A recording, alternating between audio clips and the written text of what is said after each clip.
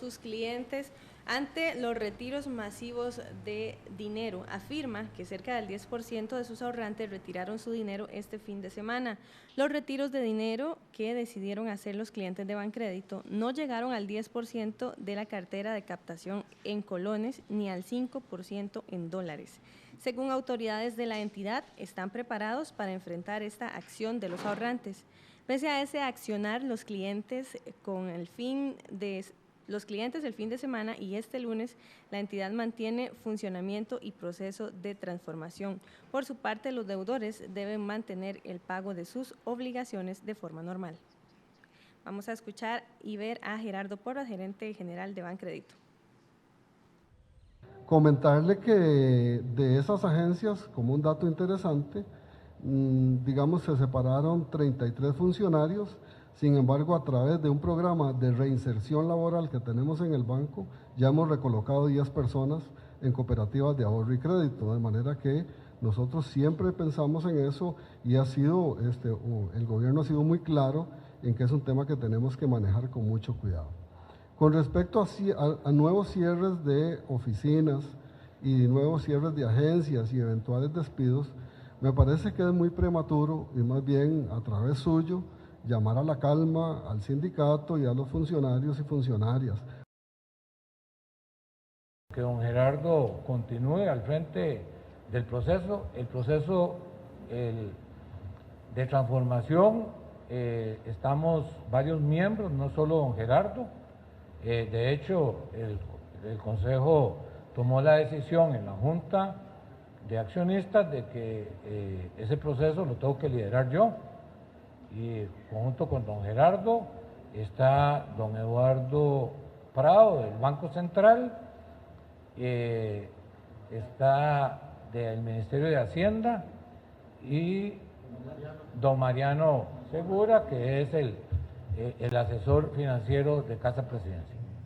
Eran las declaraciones de Gerardo Porras, gerente general de Bancrédito, y también de Ronald Rojas, presidente de la Junta Directiva de Bancrédito también. Y bueno, precisamente para ampliar este tema ya se encuentran con nosotros en la mesa de RTN Revista Otón Solís, diputado del Partido Acción Ciudadana, Federico Rivera, quien es economista, Frank Camacho, diputado del Frente Amplio, y también Marco Vinicio Redondo, diputado también del Partido Acción Ciudadana. Muy buenos días, don Federico. Tal vez para empezar este tema, explicarle a la gente un poco la situación que está pasando en Bancrédito y qué implica que deje ya de ser un banco comercial. ¿Y qué se entiende por banco de fomento también?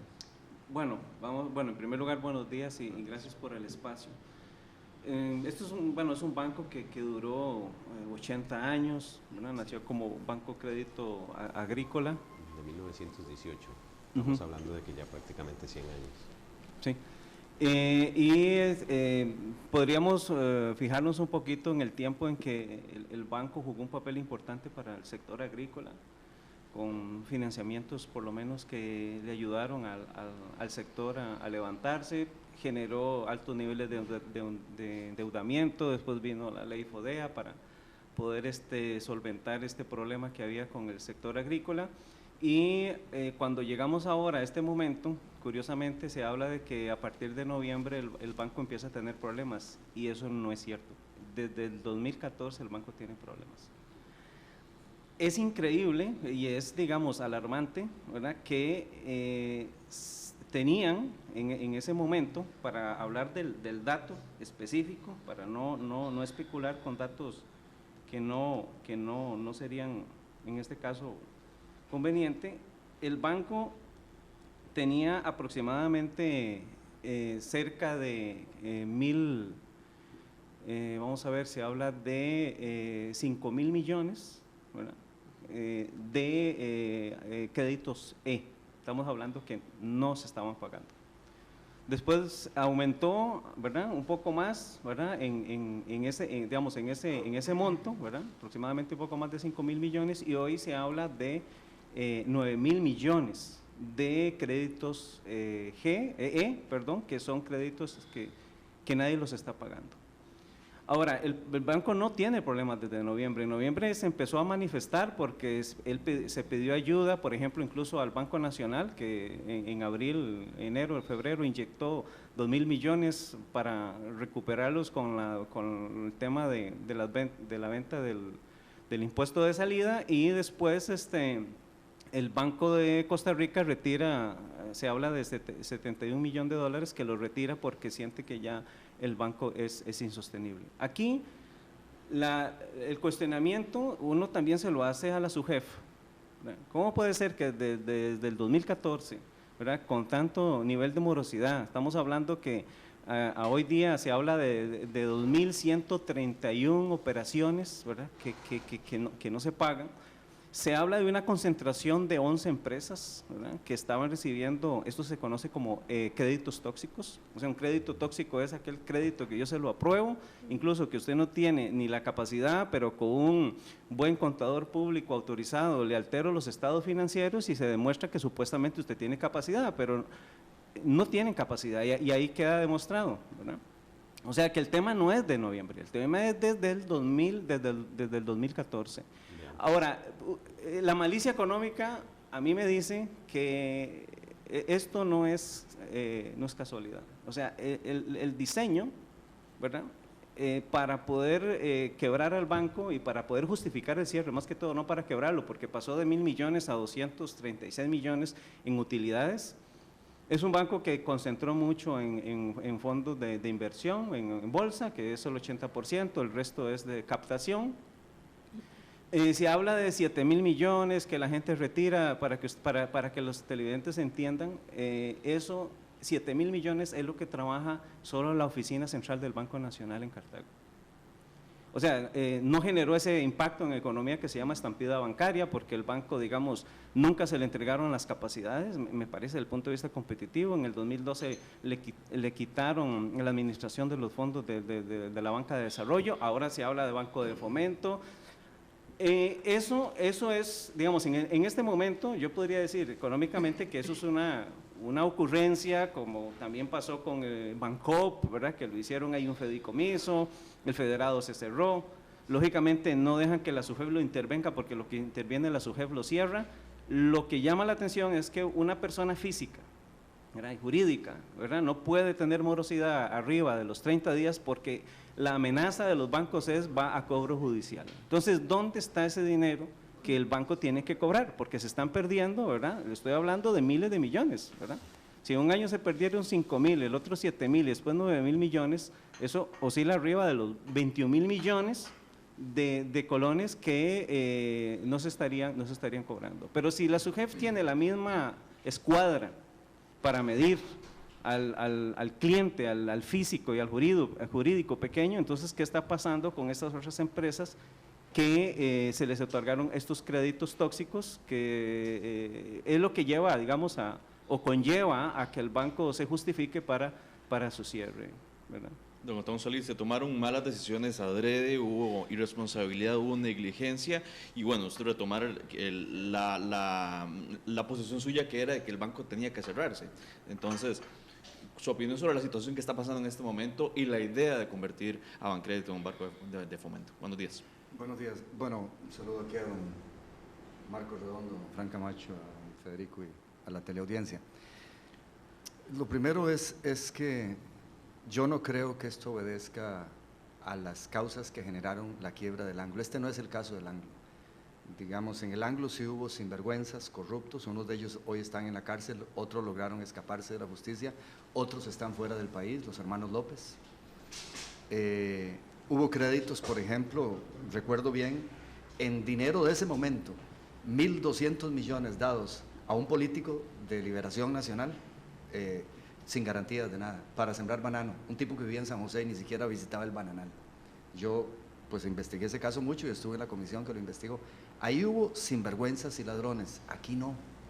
Aquí el crédito agrícola es estructuralmente, tiene un problema largo que va mucho más allá, con todo respeto a don Federico, de atrás, yo aquí lo explicaba. El banco se quedó atrás en tamaño porque nació para ser pequeño, nació para ser agrícola de Cartago, o sea, limitado a un sector y a una provincia. y los bancos tienen mucha economía de escala, el tamaño cuenta, a más tamaño, menos costos promedios de operación. Entonces el banco está intermediando hoy en día, bueno, ahora antes de que ocurriera esto, el 3% de lo que se intermedia en el sistema bancario nacional. Entonces es una cositita el banco. Es más, ayer el gerente dijo que 2,5%, yo entendía que era el 3% de los números que había visto hace como un mes. Entonces, lo primero es que no es el ángulo. La investigación que el gobierno va a hacer, está bien que la haga, pero yo no veo que vayan a encontrar esa sinvergüenzada. Es un problema estructural de que se quedó atrás y esa es la situación. Lo otro es que el banco como banco dejó de existir, porque un banco es banco, no solo pues lo sabemos, sino ustedes leen las definiciones en la Ley Orgánica del Sistema Bancario Nacional, y un banco es banco si intermedia recursos, si capta y presta. Este banco va a dejar de captar y de prestar. O sea, el banco como crédito, como banco, desapareció, el gobierno lo desapareció. Esto no debilita el sistema de banca estatal, que es a mí, digamos, a mí me interesa mucho. Yo creo en la banca del Estado. El sistema bancario de intermediación financiera es de los sistemas que más concentran riqueza, porque pues los bancos tienden a hacerse muy grandes, y es bueno que sean grandes, porque entre más grandes sean, más barata la tasa de interés que tienen que pagarle al depositante, y entonces pueden prestar más barato, y eso ayuda a la economía, que las tasas de interés sean más bajas, ayuda al consumidor que se endeuda para el electrodoméstico y al sector productivo. Y por eso he defendido que haya un sistema de banca estatal fuerte. Esto fortalece la situación consolidada, los balances consolidados del sistema de banca estatal, esta decisión que se está tomando. Lo otro que también debe quedar claro es que no hay ninguna razón para que los depositantes corran a retirar sus depósitos. Los bancos del Estado tienen garantía del Estado, y ni aún el Anglo, que sí tenía un patrimonio negativo, porque se lo habían robado, ni aún el Anglo perdió un solo depositante, perdió un centavo. Entonces, esto de que corriera la gente, por dicha, veo que es más inteligente la gente de lo que uno cree, porque tenían, digamos, en dólares como 100 millones que podrían retirar inmediatamente, y retiraron solo como 5 durante el fin de semana. Como 80,000 millones, poco más, 85,000 millones, si bien recuerdo los números, en colones, y solo retiraron como 9,000 millones. No tienen ninguna razón para ir. Esas cuentas se van a ir al Banco de Costa Rica y al Banco Nacional, es mi entender, y ahí van a ir a retirarla. No van a perder un centavo. Eso, aunque el banco hubiese quebrado, aunque se hubiese quemado, se hubiese destruido el edificio, los edificios, porque es el sistema de banca estatal que tenemos. Un banco privado sí, corre el peligro de quebrar, pero el Banco del Estado no, estos bancos no. Entonces, yo creo que el gobierno camina un poquito en la dirección correcta, pero después está haciendo un adefesio, haciendo esa cosa que llaman banco de fomento, quitándole actividades a otros bancos, duplicando actividades, inventándole funciones, por no cerrarlo, una inutilidad, porque entonces sigue la institucionalidad del Estado duplicando cosas. Todo eso le cuesta a Costa Rica. Creo que hay que cerrarlo, darle un buen sistema de compensación a los trabajadores. Unos serán reabsorbidos por el resto del sistema, que su actividad económica se va a incrementar con la operación de captación y de préstamo. O sea, la clase política, un buen porcentaje, le tiene pavor a la palabra cerrar, pero está enamorada de la palabra abrir plazas, abrir presupuestos, abrir instituciones.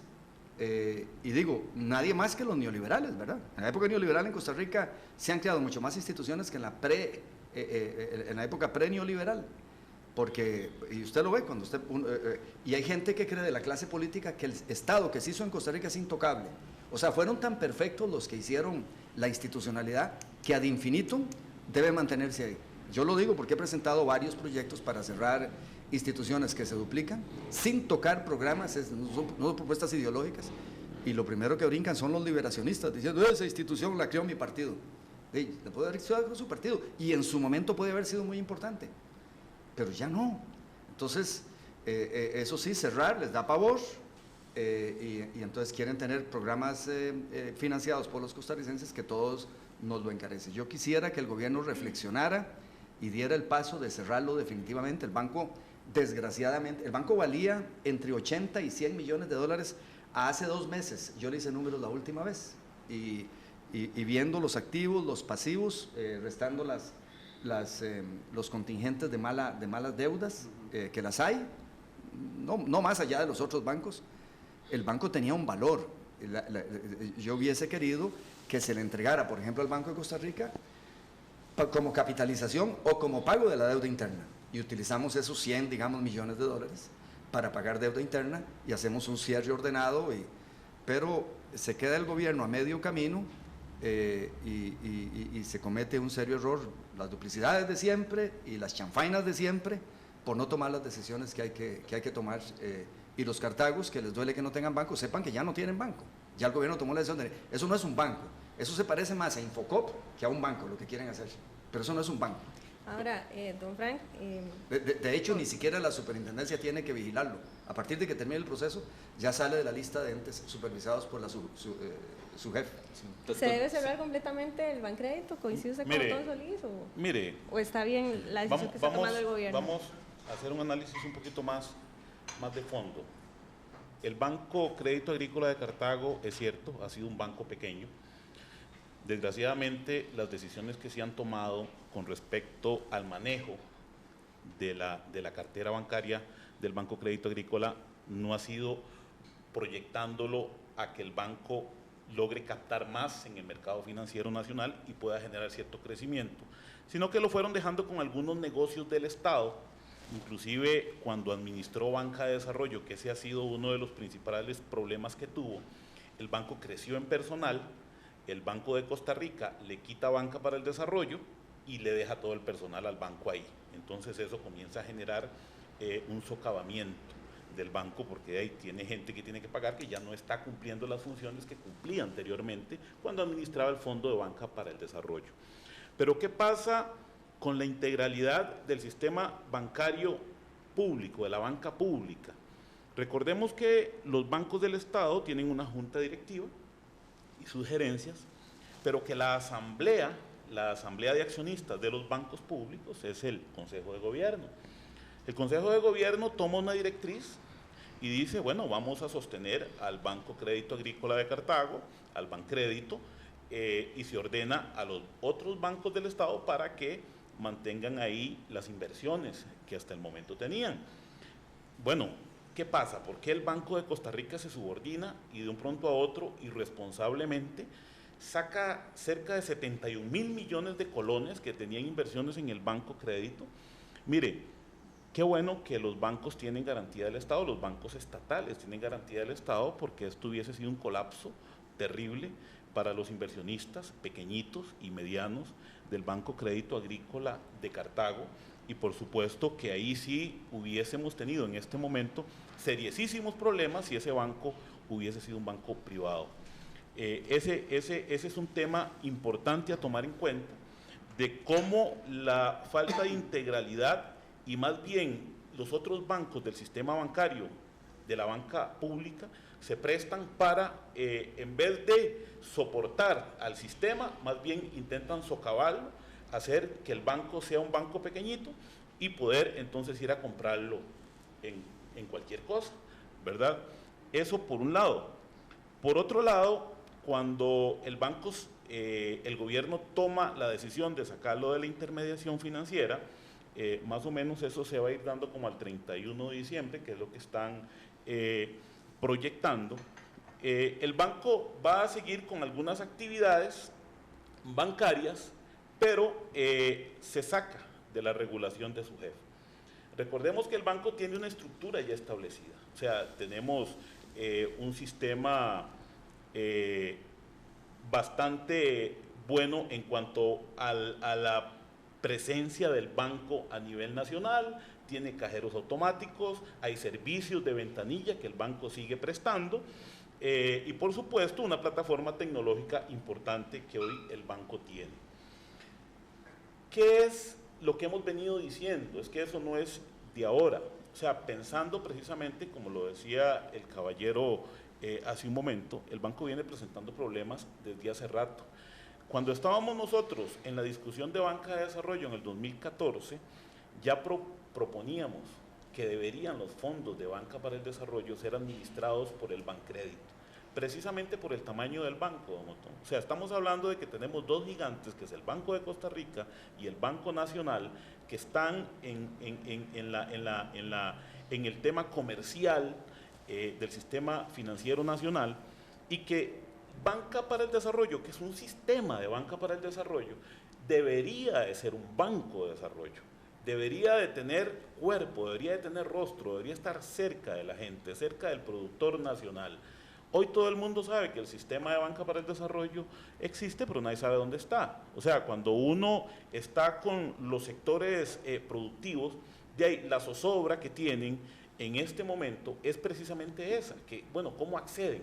¿Qué se está haciendo? Bueno, desde el Banco de Costa Rica se colocan en algunas entidades financieras, las que estén mejor organizadas, algunos recursos para banca de segundo piso, la banca privada utilizando peaje bancario cada vez que lo quieren para estarlo colocando a bajo interés, con algunas condiciones un poco, de ahí podemos decir hasta sospechosas si se quiere, y los productores siguen sin tener acceso a esa banca, sin tener una institución a la cual acudir que esté especializada para poder colocar estos recursos tan importantes de banca de desarrollo. Bueno, a mí sí me parece que las decisiones se están tomando un poco tarde, o sea, estamos a un año ya de salir del gobierno. Creo que esto es algo que se debió haber hecho desde el inicio de la administración, desde el 2014, cuando ya estábamos alertando de la situación que se estaba viniendo encima del Banco Crédito Agrícola de Cartago, para que se comenzara a trabajar en esta transformación, que no puede ser una transformación abrupta, en eso estamos absolutamente de acuerdo. Yo creo que es una transformación que tiene que ir generándose de manera paulatina, porque estamos hablando de la transformación de una entidad financiera comercial a una entidad financiera de fomento, y obviamente el expertise es distinto. En este momento, quien administra Banca para el Desarrollo es el Banco de Costa Rica, y podemos decir que no existe el expertise dentro de los ejecutivos que manejan estas cuentas en el Banco de Costa Rica para llegarle a los productores de café, a los productores de frijol, al productor de arroz, a los pequeños emprendimientos, a las pequeñas iniciativas, medianas inclusive, para poder generar el financiamiento adecuado para ayudar a esta productividad. Entonces, esta es la situación que a nosotros realmente nos preocupa, ¿verdad? Porque el banco sí tiene toda la plataforma tecnológica, tiene la instalación adecuada para poder hacerle frente a un fondo de banca de desarrollo que, como les decía, en su momento administró, pero que desgraciadamente por decisiones políticas fueron transferidas al Banco de Costa Rica. Mire, y le voy a decir más, me preocupa viendo el panorama y la subordinación de una junta directiva como la junta directiva del Banco de Costa Rica, que toma decisiones adrede, de manera independiente, de forma inclusive hasta irresponsable, sacando estos recursos y dejando al banco prácticamente al punto de colapso. ¿Qué puede pasar con VIXA, por ejemplo, con el Banco Internacional de Costa Rica, que hoy el Banco de Costa Rica es dueño del 51% de las acciones, y que tomó una decisión hace cerca de 3 meses, la misma junta directiva del Banco de Costa Rica, de no compartir decisiones de manejo de VIXA con el Banco Nacional, que es su otro socio, apelando a que tienen el 51% de las acciones? O sea, a mí me parece que sí hay que poner atención a lo que está pasando en el sistema financiero desde el punto de vista de las entidades públicas, porque se toman decisiones de manera irresponsable, y creo que en ese sentido pues sí tenemos que parar mucho las orejas y abrir los ojos, don Otón, porque me parece que estamos jugando con el dinero de los y las costarricenses, y en este sentido pues tenemos que estar muy pero muy alertas. Marco Vinicio Redondo, diputado también del Partido de Acción Ciudadana, ¿por qué convertirlo en una entidad de fomento? ¿Por qué no cerrarlo, como decía don Otón Solís? Porque si las decisiones que se tomaron en ese momento son tardías, como decía Fran Camacho. Buenos días. Buenos días, sí. Buenos días a todos y sobre todo a quienes están escuchando y nos están viendo. Primero quisiera hacer algunas observaciones para que quedemos claros y que no vayamos a generar informaciones que no corresponden a la realidad. El Banco Crédito Agrícola de Cartago cumplía el año entrante 100 años, no son 80 años de estar en el mercado, 100 años. Otra de las cosas que quiero que quedemos con claridad es de que la problemática del banco no inicia en el 2014, esto tiene una larga data. Con decirles que el mismo gerente, don Gerardo Porras, reconocía ayer que cuando él ingresó al banco como gerente en el 2013, ya tenía conocimiento de la situación y de algunas medidas que se debieron de haber tomado, que hasta la postre no se han tomado, en cuenta el tamaño del banco desde el punto de vista del recurso humano. Después de que el banco dejó de existir, sí, don Otón, yo creo que ya con lo que la decisión que se tomó prácticamente Bancrédito es un cascarón, es nombre. Al no tener la capacidad de intermediar, lo que se hizo fue prácticamente decretar su cierre. Lo que le queda es menos que una financiera. Y por otro lado, que también quisiera que quedáramos claros de que el hecho de que sea Banco Crédito Agrícola de Cartago es un elemento histórico. Este nace justamente en la provincia de Cartago para estimular al sector agrícola. Ese fue el origen del banco en aquellos momentos, en los primeros 20 años del siglo anterior. Pero si lo dejáramos circunscrito al nombre, entonces quiere decir que BAC San José debiera de quedarse solo para los de San José y que no tendría por qué crecer ni tampoco tendría por qué desarrollarse. Y vean que la historia que hemos visto es totalmente distinta. El hecho de que diga Banco Crédito Agrícola de Cartago no es para disminuirlo y minimizarlo, que yo creo que don Otón hubiera dicho lo contrario si hubiera sido Banco Crédito Agrícola de Pérez Celedón, ¿verdad que sí, don Otón? Quebrado hace tiempo. Un banco circunscrito a una geografía. Sí, pero resulta ser de que más bueno, que... Alianza ha demostrado lo contrario, don Otón. Está a nivel nacional. Nació en Pérez Celedón. En ninguna parte dice Pérez Celedón, copia Alianza. Sí, sí, pero todo el país. Pero todo el mundo sabe que nace en Pérez Celedón y se ha proyectado muy bien. El asunto es de que dice cooperativa. No, es que el tema es la administración. El tema es la administración, don Otón. El tema es la administración. Sí, pero al banco no lo podemos satanizar y disminuir nada más porque en su nombre dice Crédito Agrícola de Cartago. Y a la vista está que inclusive el nombre comercial desde hace como 15 años lo habían cambiado. Bancrédito. La razón social sigue siendo Banco Crédito Agrícola de Cartago. Sin embargo, su nombre comercial es Bancrédito. Entonces no debemos de llevarlo por esa línea. Y después yo creo que aquí nosotros tenemos que también tener claridad. Si bien es cierto, no podemos hablar de que este banco ha sido un banco que lo podemos ligar directamente con la corrupción, pero sí también tenemos que ser muy claros. Esta situación que está viviendo el banco no es nueva. Esta situación tiene tiempo de venirse gestando. Hay una serie de acciones que se debieron de haber tomado de manera oportuna que no se tomaron y que es lo que ahora le viene a pasar la factura. Esto es como jugar la papa caliente. Fue este gobierno el que le tocó recibir la bomba en el último momento para que estallara. Pero esto es una acción continuada que no solamente podemos ligarla con ineficiencias en el manejo interno, sino que también con decisiones políticas. Frank Camacho ahora nos hacía referencia a cuando administraba el FINADE y que de un momento a otro se lo llevan porque alguien, y voy a hablar con nombres y apellidos, Miguel Aguiar, se lleva FINADE cuando sale enojado de Bancrédito y se va para Banco de Costa Rica. Y eso representaba una capacidad que tenía el banco para poder generar utilidades, que le permitía poder tener una manera de obtener ingresos con un menor costo al que fue condenado posterior a que se tomó esa decisión.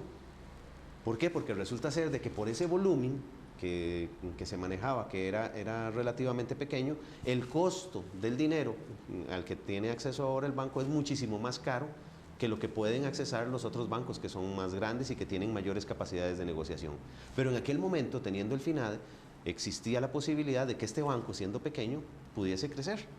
Y que es otra de las cosas, que se dicen que es un banco que creció, o sea, que no debía de crecer, es lo que se da la impresión, de que nació pequeño y que pequeño tenía que quedarse. No, pequeña es la mentalidad de aquellos que no tomaron las decisiones oportunas para que el banco se desarrollara.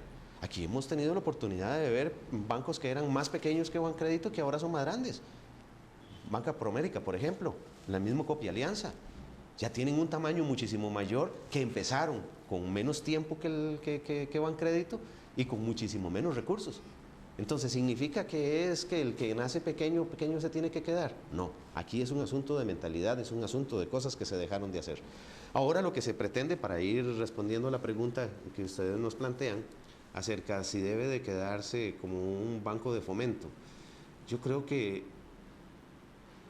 aquí lo que sería la oportunidad de poder acomodar un montón de los desórdenes que tenemos a nivel institucional. También Frank Camacho hablaba de banca de desarrollo. Banca de desarrollo es un ente, es como el Espíritu Santo, todo el mundo sabe que existe, pero nadie sabe dónde está. También coincido en eso.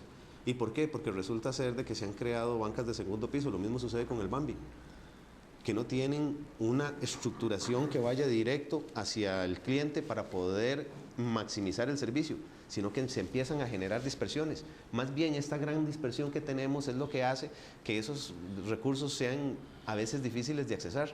Usted va, por ejemplo, con el pretexto de tener recursos de Banca de Desarrollo a Banco Nacional, le dan unas condiciones que son diferentes a las condiciones que le dan en el Banco de Costa Rica, cuando debiese de existir una manera única en la cual los ciudadanos y ciudadanas pudieran tener acceso a eso. Pero también hay cosas que me preocupan. Estaríamos entrando una actividad que no va a generar rendimientos, porque justamente el objeto es de que el Estado pueda invertir para que se desarrollen actividades que no son rentables, que ya dejaron de hacer hace muchísimo tiempo los bancos del Estado cuando se dio la privatización y se convirtió en la voracidad comercial, y que dejó de tener la función solidaria y de desarrollo que tenía la banca estatal cuando en el 48 la asumió el gobierno de Costa Rica. Y eso, pues obviamente, ha hecho de que el acceso al crédito cada vez sea más difícil para aquel pequeño productor, aquella persona que quiere desarrollarse y que quiere tener emprendimientos. Don Marco Vinicio, bueno, también tenemos vía telefónica a Julio Baltodano, que es el secretario general del Sindicato de Bancrédito. Don Julio, muy buenos días. Usted también quería hacer su aporte a esta mesa el día de hoy acá en RTN Revista. Buenos días, don Julio. Buenos días, para servirles. Un saludo a todos los miembros ahí presentes y a los televidentes.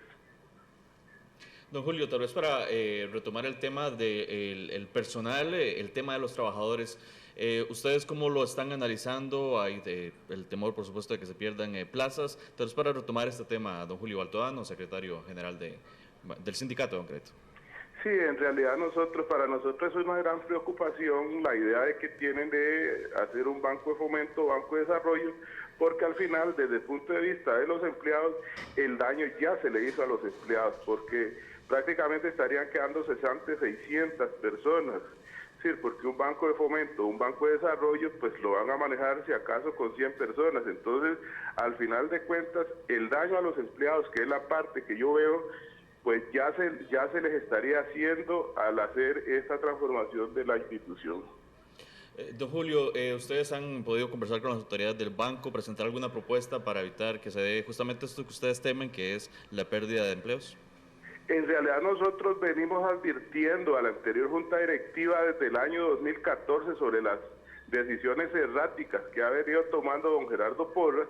Lamentablemente nunca se nos escuchó, inclusive nosotros hicimos un cabildeo con varios diputados de la provincia, que le digo yo, como a mediados del año pasado, pero lamentablemente pues no se nos escuchó, no se puso la atención debida al asunto, pero sin embargo, bueno, eso fue lo que trajo como causa que al final pidieran la remoción o la renuncia más bien de todos los miembros de la Junta Directiva anterior. Lamentablemente que no pidieron la renuncia de don Gerardo Porras, porque al final de cuentas él es el culpable de todo lo que está pasando en la institución, en conjunto con la complacencia de la anterior Junta Directiva.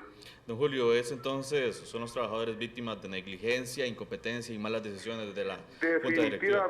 Definitivamente, esto no tiene otro nombre que negligencia gerencial. Es decir, don Gerardo Porras, cuando llegó al banco, él pensó que los recursos les iban a llegar solos.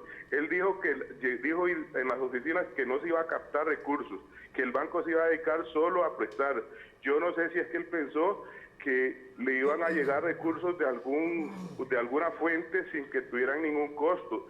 Y eso fue el primer error que cometió. Desmanteló oficinas que tenían 6 empleados donde se daban todos los servicios, se captaba, se prestaba, Él llegó y dijo, no, ahorita vamos a hacer solo oficinas de servicio, les quitó el personal, los dejó operando, si una oficina tenía 6 empleados, la dejó con 3 empleados. Y entonces eso empezó a producir el desmejoro en los clientes. ¿Por qué? Porque los clientes estaban siendo mal atendidos, porque esas personas que quitó eran las que estaban de cara al cliente, ¿me entiende? Después otro problema que hizo fue que agarró empleados de Cartago, los pasaba a San José, empleados de San José para Cartago. Eso empezó a generar costos administrativos y nosotros se lo advertimos en reiteradas ocasiones. Lo que pasa es que él nunca quiso escuchar la clase trabajadora. ¿La intervención de parte del gobierno fue tardía, don Julio? Definitivamente, definitivamente. Nosotros inclusive, cuando estaba la anterior junta directiva, hicimos varios comunicados a esa junta directiva, inclusive le copiamos al presidente, le copiamos al ministro de la presidencia, le copiamos inclusive a la comisión de Asuntos Económicos de la Asamblea Legislativa, y por ningún lado nosotros tuvimos respuesta. ¿Hay alguna posibilidad de ubicar a estos trabajadores que eventualmente perderán su trabajo en otras instituciones? ¿Ustedes han conversado sobre esto? Bueno, nosotros en realidad ayer precisamente tuvimos una reunión con la viceministra de Trabajo, doña Nancy, y bueno, pues la idea precisamente es eso, que le den participación a los trabajadores en este plan que le van a presentar a la SUGEF el 16 de junio. Lamentablemente, igual, los trabajadores seguimos siendo los últimos en enterarnos de las informaciones o de la toma de decisiones del gobierno, porque por ejemplo, el viernes nosotros nos dimos cuenta que se iba a dejar de captar, que ya salíamos de ser intermediario financiero por los medios de prensa, pero a nosotros ni la administración del banco, ni la junta directiva, ni el gobierno, nunca nadie nos ha comunicado nada, y eso es lo que nosotros estamos pidiendo en este momento, que por lo menos tengan un poco de respeto y consideración para los trabajadores del banco, que la culpa de lo que el banco está pasando en este momento no es de los trabajadores, es una culpa única y exclusiva de la gerencia general y la complacencia de la anterior junta directiva. Gracias a Julio Baltodano, secretario general del sindicato de Bancrédito. Dice don Julio, don Marco Vinicio Redondo, diputado del PAC, que hablaron con diputados, que se le avisó al Poder Ejecutivo y que estas decisiones se toman tarde y que además se le informa tarde a los trabajadores. Bueno, en realidad yo soy consciente de que sí hubo una comunicación con nosotros.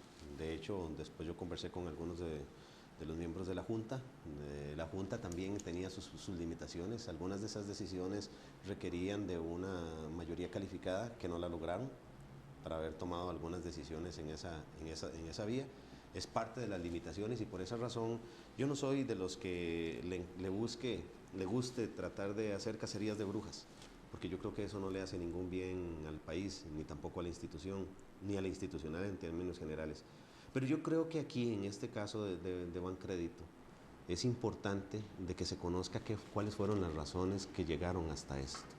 Porque esto es una acción continuada, ya lo dije anteriormente, en donde la ciudadanía tiene que tener claridad de qué fue lo que pasó, cómo fue que se dieron las cosas y por qué se llegó a esto. Si aparecen algunos nombres, pues cada quien tendrá que asumir responsabilidades, pero lo más importante del ejercicio tiene que saber determinar dónde se dieron las falencias, dónde se dejó de cumplir. ¿Por qué? Porque desafortunadamente esto puede seguir pasando en cualquiera de las instituciones nuestras, y si nosotros como Estado no tomamos desde ahora cartas en el asunto y que simplemente se dan las cosas y decimos, hey, pasó, todo el mundo va a tener esa motivación, no le va a importar. Nosotros como ciudadanos tenemos el derecho a saber qué fue lo que sucedió y que si hay responsables, aquellos responsables tengan que cumplir, o que por lo menos sea conocido cómo fue que se dio y quiénes fueron eventualmente los que de una u otra manera contribuyeron para que eso se diera. Y en este sentido, claro, hay daños que se hacen y van a haber muchos trabajadores que se van a quedar sin su trabajo, pero también tenemos que ser muy claros. Desde hace mucho tiempo debió de haberse disminuido esa planilla, es parte de los problemas estructurales que tenía el banco y que no se resolvieron. En otras palabras, tampoco podemos llegar al extremo de decir de que es que teníamos que proteger a todos los trabajadores, porque eventualmente por haber protegido a una parte de esa planilla, hemos llegado al momento en el que vamos a desproteger a toda la planilla. Y justamente por falta de decisiones oportunas es que estamos llegando al estado en el que nosotros hemos llegado, en donde también los trabajadores tienen que comprender de que el banco no tenía la capacidad para poder absorber una planilla en el volumen en el que se tenía, y que esas son de las irresponsabilidades que ahora las estamos pagando con una factura muy grande. ¿Y no hay ninguna otra alternativa para estos trabajadores? Ya esto es parte de cuánto el mercado financiero podrá absorberlos. Pero eso es algo que nosotros no podríamos decir, ni tampoco el mismo gobierno podría asegurar. ¿Por qué? Porque tampoco podemos decir de que todo el movimiento financiero que estaba manejando Bancrédito se lo va a absorber un banco específico, porque la manera en que se hizo no va a ser. Si se hubiera trabajado, como lo estaba planteando don Otón, de que se hiciera de una vez el traslado de las operaciones de un banco al otro, ahí podríamos decir de que habría alguna situación controlable. Pero con lo que sucedió ahora, se da la desbandada, la gente va a cambiar de institución financiera, y aquí nosotros no podemos identificar dónde es que se va a dar. Solamente el tiempo podrá determinar dónde hay un crecimiento mayor de tal forma de que se requiera, pero eso no va a ser una variable controlada, y tampoco podemos garantizar de que van a pasar a los bancos estatales. Muchos de estos movimientos se van a dar a la banca privada, y nosotros sabemos que en la banca privada hay todavía más restricción, porque lo importante son las utilidades. Claro, Federico Rivera, bueno, hablaba del tema de desbandada, pero bueno, por el momento no se ha dado esa desbandada en el banco, como bien mencionaba también don Otón Solís. Los ahorros, los ahorrantes no han ido en estampida a sacar sus ahorros de sí, bueno, de acuerdo. Bueno, hay unas cosas interesantes que también hay que resaltar. Eso, como lo dice don Otón, fue un banco que nació para solo una provincia. Nada más se focalizó en Cartago, en créditos agrícolas que eran importantes, pero no tuvo competencias a nivel nacional, digamos. Incluso es importante mencionar esto. El Banco Crédito Agrícola fue el primer banco en Costa Rica en traer a Visa a Costa Rica. Pero ahí es donde usted logra demostrar que el que pega primero no necesariamente pega dos veces. O sea, fue un banco que no se le entregó esas competencias, no solo en crecer, sino también en mejorar los servicios. El tamaño del banco siempre ha estado reducido. Uno puede hablar, digamos, como cliente de la banca del Estado, ¿verdad? Yo creo 100% en la banca del Estado y estoy pro banca del Estado. Pero también, si hay una parte de la banca que no funciona, que ya logró cumplir su eficiencia y su eficacia, digamos, ya no tiene impacto, ponerlo otra vez a la banca de desarrollo, ustedes mismos lo han dicho, ¿verdad? Incluso, ojo, ustedes son representantes del máximo poder, ¿verdad? No es que ustedes tienen que resolver todo, ¿verdad? Porque también hay un juego político, pero sí hay que entender es que ustedes tienen todavía una mayor visión, tienen mayor información incluso de lo que está sucediendo, porque algunas cosas que ustedes mencionan, lógicamente uno no las conocía, ¿verdad? Uno lo que habla desde el punto de vista económico es que si la institución ya no es eficiente, pues sí tiene que cerrarse y trasladar los activos, como lo hicieron con el Anglo, que hicieron toda una fiesta de trasladar activos al Banco Nacional, algunos del Banco de Costa Rica, y ya sucedió con VIX en su momento, también se lo repartieron.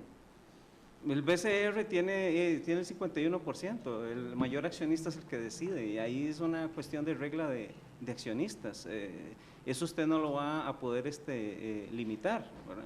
Lo otro es que, ahora la pregunta que uno sería, ¿y qué es una banca de fomento?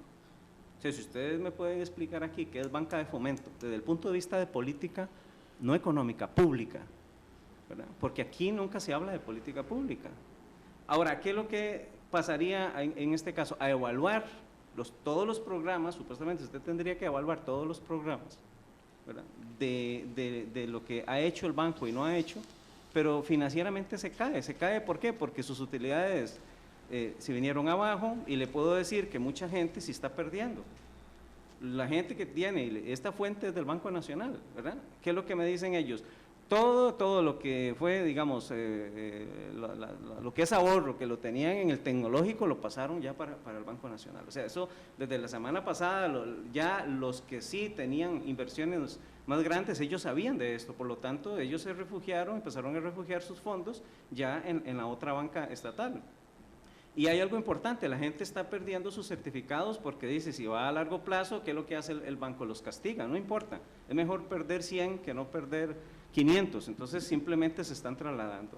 Eso lo que pasa es que, lo que mencioné, el tamaño del banco es tan pequeño que eso no mueve ni en el 0.001% de la tasa de interés, porque la estampida bancaria no se da, ¿verdad? No es lo mismo que si fuera a quebrar el BCR, eso es otra cosa, estamos hablando ya de otras de palabras mayores.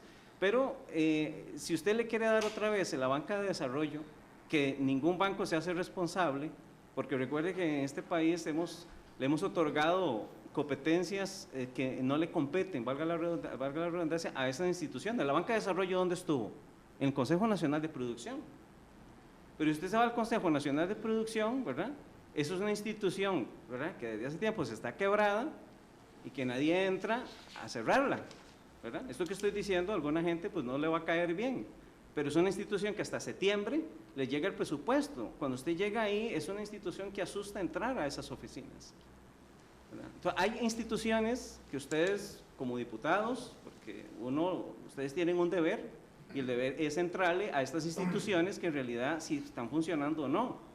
Claro, si usted no tiene, ¿verdad?, una perspectiva de cómo va a colocar a estos empleados en el mercado y cómo les va a sostener, por ejemplo, la movilidad laboral, eso no funciona. Se demostró que la movilidad laboral, la gente se acogió a él, se metió en política y los volvieron a nombrar en instituciones otra vez. O sea, eso no te va a funcionar. Se habla de 700 empleados, van a despedir 600, y este mercado laboral es así.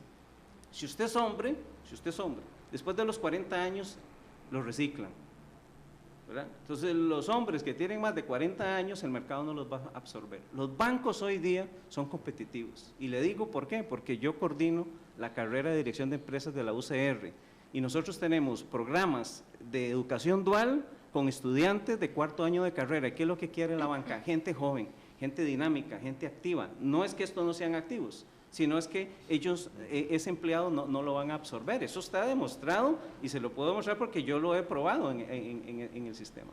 En el caso de las mujeres es diferente, el mercado laboral para las mujeres es diferente. Más bien, después de los 40 años, tienen más demanda, ¿verdad? Ahora, le digo porque si el banco tiene ese plan de contingencia, ¿verdad?, pues debería de implementarlo. Hay otra cosa, digamos, importante. Lo hemos escuchado de ahí y hemos visto los datos, ¿verdad? Si nosotros aquí, vamos, si no entendemos que fue diseñada, ¿verdad?, la quiebra del banco, o sea, la justificación para cerrar, entonces estamos en otra tienda donde estamos comprando otras cosas. Don Frank Camacho y Otón Solís, tal vez para que... Don Otón, para seguir el orden de la palabra, un banco hecho para perder, pierden los trabajadores por estas malas decisiones y negligencia, a fin de cuentas y a manera de resumen, podríamos decirlo. Sí, y no son culpables. Yo espero que haya un buen programa de compensación. Yo espero que el gobierno reflexione, cierre totalmente las operaciones y lo poco que tenía y que no es duplicado se lo dé a otros bancos y sí con un buen programa de compensación, más allá de las prestaciones legales, la movilidad laboral mínimo y algo más, porque los trabajadores no son culpables. Y bueno, algo de las actividades absorbidas por los otros bancos van a requerir de probablemente empleos adicionales, entonces no todos tendrían que irse a la calle. Yo quisiera retomar dos temas que se mencionaron acá, es el tema de la especialización geográfica y sectorial. En Estados Unidos, cuando se hicieron las leyes antimonopolio,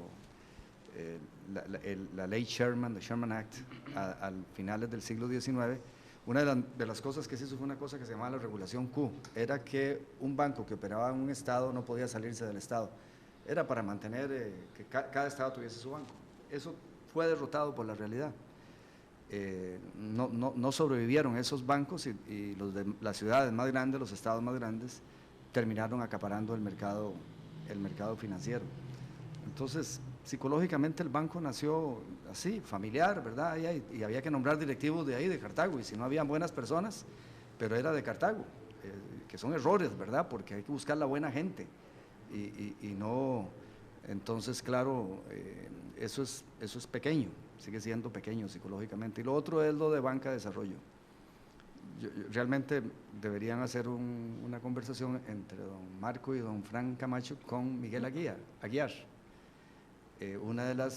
Lo que ustedes ven como defecto es una de las virtudes que tiene. Ustedes dicen es invisible, sí, porque lo primero que se hizo fue no hacer una burocracia, un edificio y gastar un montón de dinero en administración. Es un sistema de banca de desarrollo que coloca a tasas súper subsidiadas a una tercera parte y mínimo a la mitad de la tasa de mercado a cerca de 52,000 clientes que han logrado hacer rentable su actividad, porque ahora pagan tasas bajísimas, 4, 5, 6%, contrario a 12, 15, 18 en el mercado, o que han readecuado deudas que tenían con esas tasas de interés, las han readecuado. Opera como un sistema que utiliza el resto del sistema de bancos privados y estatales y cooperativas para canalizar sus créditos, y tiene colocados, lo cual hace esa invisibilidad de que ustedes hablan un poquito paradójica, 330,000 millones de colones, más de un 1% del PIB es la cartera actual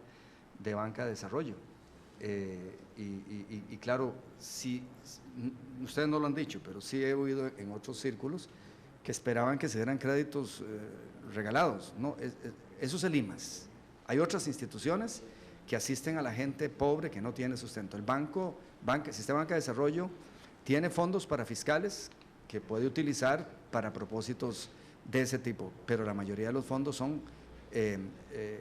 tienen como contrapartida los fondos del peaje bancario. Entonces hay que cuidarlos, si no pierden los depositantes que financian esos fondos del peaje bancario. Entonces, pero digo, sería Miguel Aguiar, yo realmente les aconsejo, porque tal vez hay que hacerles mejoras, si tengan parte de razón el diputado Camacho y el diputado Redondo. Vamos a hacer una pausa un momentito, vamos a ver los comentarios que tenemos ya en las redes sociales y venimos ya con un cierre muy breve, 30 segundos cada uno para hacer el cierre ya del tema. Vamos con Melissa Valerio, que ya tiene listos los comentarios. Adelante, Melissa. Muy buenos días, César y Melanie, a los señores invitados. Precisamente se han generado desde ayer diversos comentarios y consultas en redes sociales sobre la situación que acontece en el banco. Muchas dudas es lo que tienen hoy los costarricenses sobre este tema. Vamos a leer algunos de esos comentarios y dudas que se generan en las últimas horas. Precisamente María García nos dice en Facebook: hace falta compromiso para hacer que funcionen instituciones rentables que generen dignos. ¿Qué parámetros hay para determinar la rentabilidad de un banco? La política superando la matemática. Después Carlos Prendis en Twitter menciona: se avisaron hace un año, es como que si no avisaran nunca, muy corto tiempo para arreglar los problemas de Bancrédito. Y Mario y Fernando Vindas nos dice: hagan matemática salarial, 16,000 millones de colones son 28 millones de dólares. Y si son 736 empleados, a cada uno le pagamos $37,000 anuales. Estas son algunas de las dudas que tenemos en pantalla. También, por ejemplo, mencionar que Ernesto Echeverría nos dice: ahora todo el mundo sabía que Bancrédito debía ser reducido ya cuando el daño está hecho.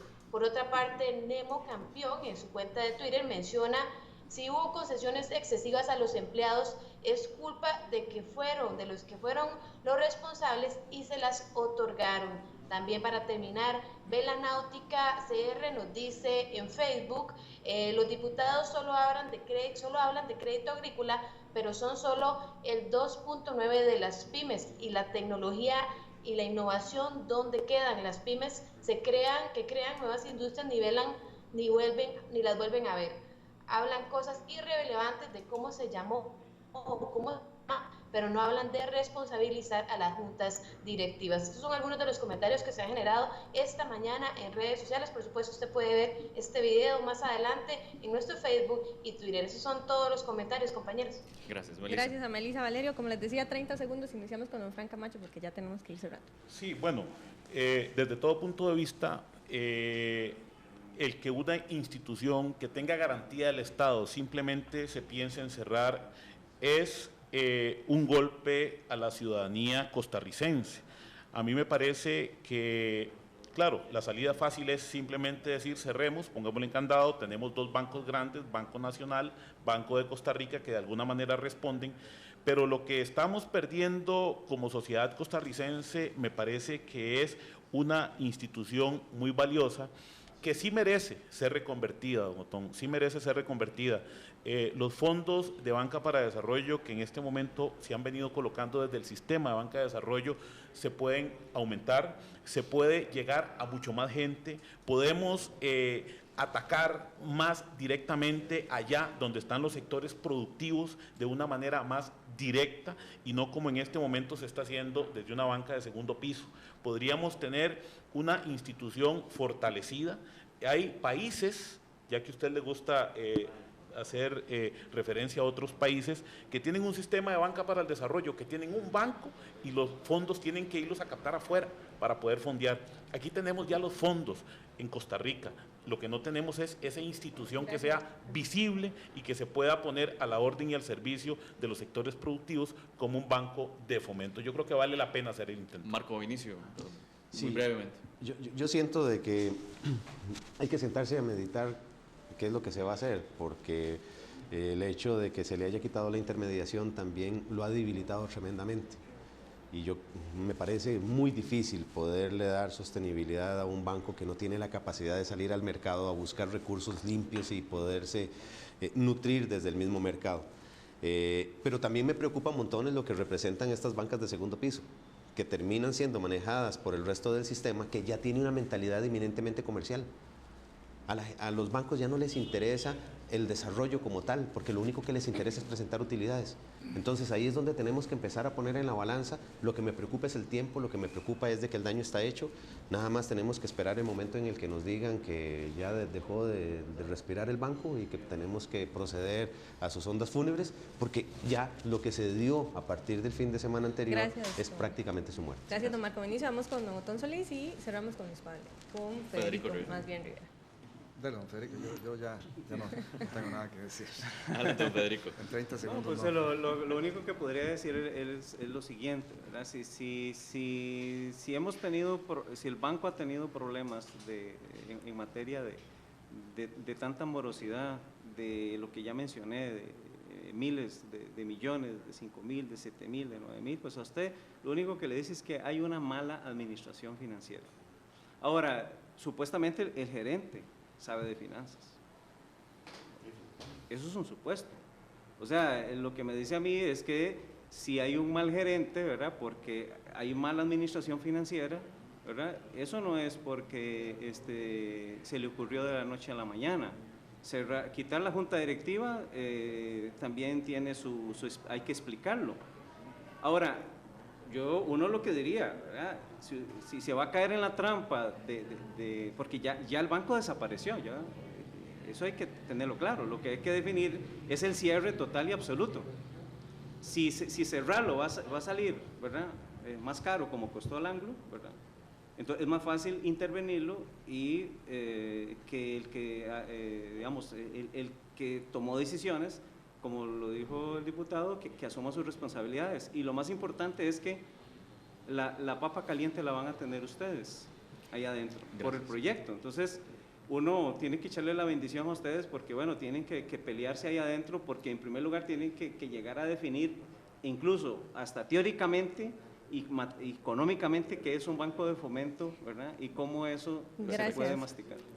Gracias a don Federico, también a Otón Solís, Marco Vinicio y también a don Fran Camacho. Vamos a una pausa comercial, ya regresamos.